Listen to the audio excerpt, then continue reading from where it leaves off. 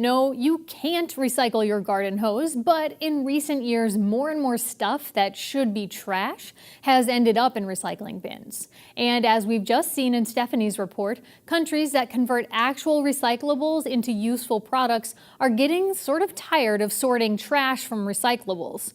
So they've started to crack down on what they will take and what they won't.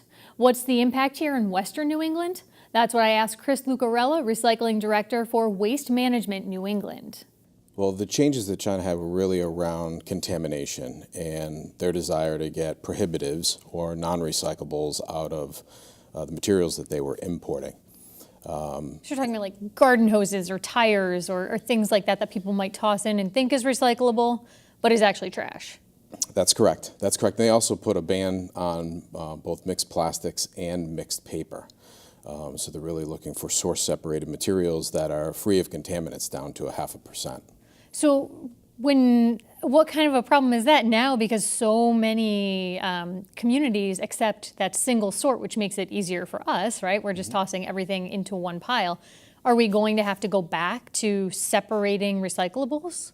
No, we have to get better at what we do. In what way? It's still the same basics. I mean, what we're truly after, and there's no difference from single stream and dual stream in the materials that we're targeting. And, you know, that's bottles and cans and paper and cardboard. And as long as the materials are limited to that, whether it's collected dual stream or single stream, really shouldn't have an impact. It's when people get carried away. So carried away or lazy, maybe. But what are you seeing in the recycling stream on a regular basis that maybe you weren't seeing 5 years ago? Sure. It's a lot of the aspirational recycling, wishful recycling. Wish cycling, there's a lot of terms for it. But it's when people desire to have things recycled. And, you know, the aspiration of having things recycled is great. But we really need to stick to the basics, that there's a market exists for them. So people will tend to say, this contains plastic, it must be recyclable. This is metal, I know metal is recyclable, doesn't mean it belongs in a MRF, in a municipal recovery facility. I think some of the confusion might also come, though, is you put it in the magic blue bucket, the magic blue bucket gets emptied, and so people might think then, oh, because they took it, it's now recyclable. But Sure. That's maybe not the case. That's not the case. I mean, that ends up going out the back end of the recycle facility as a waste product if it doesn't belong, if it doesn't have a market, if it's not one of the materials that we process and recover and resell into the marketplace. And so then what happens to that, let's say tire again, for example, the tire gets to your center and then you have to, what do you do with it? We have to pull it off the line and dispose of it. And you have to pay for that disposal? Absolutely. And then who eventually pays for that? Does it come back to the city and town? Yeah, in the old model, the MRF used to eat that cost, and now we're really paying a lot more attention to the inbound stream. We're watching for contaminants, and we're trying to do a better job educating our customers on what can and can't be recycled. And then we're also asking them to share in the cost of disposing of items that don't belong in the bin. So in terms of what can be recycled, if you flip it over, say it's plastic, you flip it over and it has a number inside of that little triangle, does that mean automatically it can be recycled, or are there certain numbers that we should be looking for that we know that will be accepted by, say, China at the end of the line? Sure.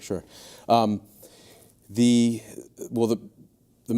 material processing facilities were designed to handle... And that's the MRF that you mentioned before. Yep.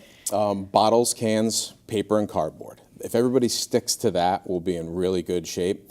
Beyond that, there's things that are more sustainable, maybe because they have domestic homes, like when you talk about your numbered triangles, number 1, PET, and number 2, HD plastic, both have domestic options here in our country to recycle and turn those back into new products. So it is okay to put those in the recycling bin? 1s and 2s, absolutely. Okay.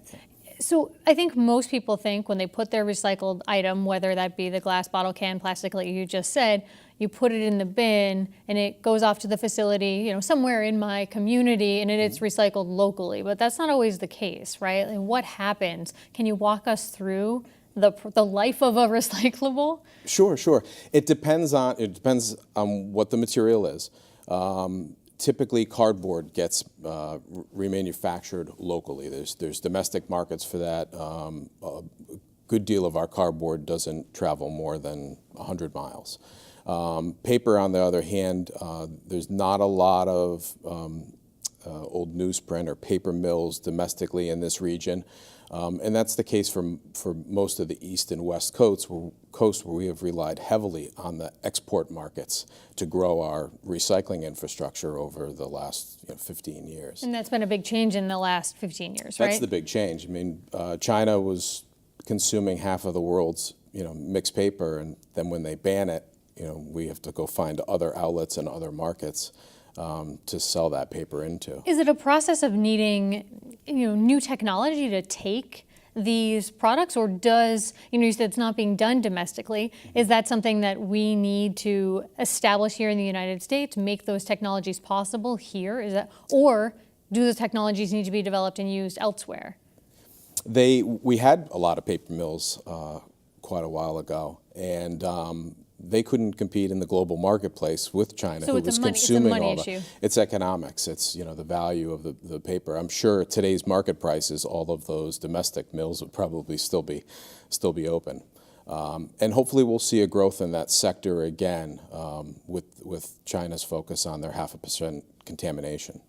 And so, in terms of the amount that's actually being recycled, I've read different numbers, up to 50% things that are put in the recycling bin that actually aren't being recycled. Do you know what that looks like, ballpark, here in Western Massachusetts? Sure.